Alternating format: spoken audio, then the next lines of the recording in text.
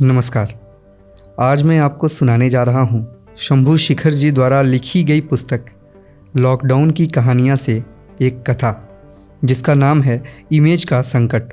मुख्यमंत्री जी की तमाम कोशिशों के बाद भी प्रवासी मजदूरों को राज्य की सीमा में प्रवेश करने से रोक पाने में सफलता नहीं मिल पा रही थी। उनसे महामारी के फैलने का खतरा था। स्थिति विकट थी। आने वालों में संक्रमण हो सकता था। राज्य में महामारी फैलने से बचाना था।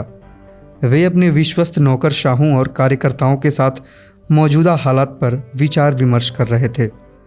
एक वरिष्ठ अफसर ने कहा, सीएम साहब, अपने राज्य की सीमाएं सील करने का आदेश लोगों की सुरक्षा के लिए दिया था, लेकिन जनता के बीच इसका गलत संदेश गया है, आपकी छवि को नुकसान पहुंचा है। मुख्यमंत्री जी ने कहा, तो अब क्या किया जाना चाहिए? अफसर ने कहा, सबसे पहले तो हमें हर जिले में क्वारंटीन सेंटर खुलवाकर बाहर से आने वालों को 15 दिन एकांत में रहने का इंतजाम करना होगा। इससे महामारी के फैलने की स्पीड कम होगी और यह संदेश जाएगा कि मुख्यमंत्री जी जनता का बचाव चाहते हैं।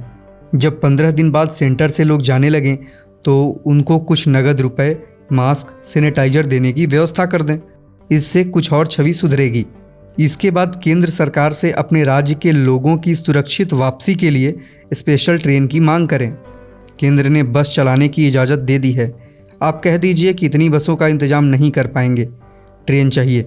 सरकार ट्रेन देगी नहीं, जनता के बीच संदेश जाएगा कि आप अपने लोगों को वापस लाना चाहते हैं, लेकिन केंद्र सरकार इजाज़त नहीं दे रही है।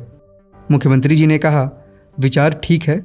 स्वास्थ्य विभाग को निर्देश दीजिए कि हर जिले में क्वारंटीन सेंटर तुरंत खोले जाएं और केंद्र सरकार के नाम स्पेशल ट्रेन का प्रस्ताव तैयार करें। क्वारंटीन सेंटर से जब वे अपने घरों की ओर लौटेंगे तो उन्हें सीएम रिलीफ फंड से 1,000 रुपये दिए जाएंगे। 2 दिन बाद आशा के विपरीत केंद्र सरकार ने स्पेशल ट्रेन चलाने की इजाज़त दे दी। अब सीएम साहब के पास इसे स्वीकार करने के अलावा कोई चारा भी नहीं था। समस्या ट्रेन भाड़े की थी। उन्होंने स्पेशल ट्रेन का प्रपोजल देने के बाद जोश में ऐलान तो कर दिया था कि वे अपने खर्च पर प्रवासी मजदूरों को वापस लाएंगे। उधर रेलवे मंत्रालय ने भी केंद्र सरकार की तरफ से घोषणा कर दी थी कि श्रमिक स्पेशल ट्रेनें निःशुल्क चलाई जाएंगी। इसी बीच महानगरों में सत्तारूढ़ दल के कार्यकर्ताओं ने मजदूरों का रजिस्ट्रेशन कराना और ट्रेन का समय देना शुरू कर दिया था। जो मजदूर उनकी जेब गर्म कर देते थे, उनका तत्काल रजिस्ट्रेशन होता था और ट्रेन की सुविधा मिलती थी। बाकी लोगों का मामला पेंडिंग रखा जाता था।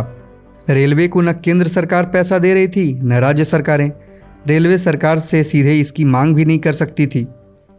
उसके अधिकारियों ने अलग अलग रूट के ड्राइवरों को अलग अलग रूट की गाड़ियां चलाने को दे दी।